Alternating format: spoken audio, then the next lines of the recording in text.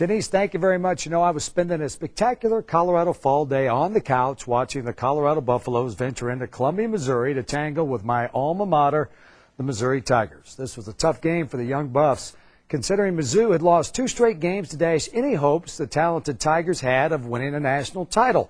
Old Mizzou had something to prove after 2 disappointing setbacks and accomplished its mission in routing the Buffs 58-0. As I watched the game, understanding the mindset of the Tigers after their 2 prior disappointments, for whatever reason I kept thinking about my life and 2 disappointing divorces.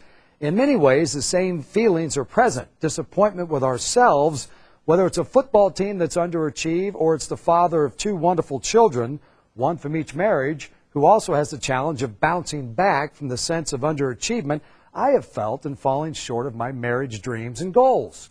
But as the comeback coach tries to encourage others when presenting Run to Daylight, we have a choice when life throws us unexpected curveballs.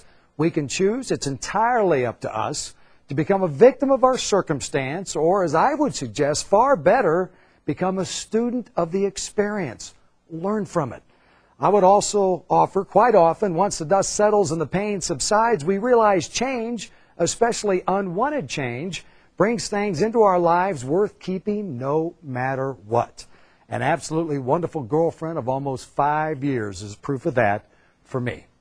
2 marriages, a child from each, and then 2 divorces. Yes, it has made life challenging at times, but today the adults responsible, we put the fun in dysfunction, work well together for the well-being of the kids and us. We're still family. These unexpected twists and turns and others have led me to this spot, encouraging others like you to come back and rally from life's disappointments. It's not easy, requires a ton of work, and most importantly, requires forgiveness, especially of yourself. Be gentle and forgiving toward yourself and others. Life's tough enough. We don't need to compound the adversity with self-defeating thoughts, actions, and words directed inward or outward. Keep a healthy attitude toward disappointment, change, and underachievement. Learn from it. Become superior to your former self. Mizzou did it to the tune of 58-0. You can do it too.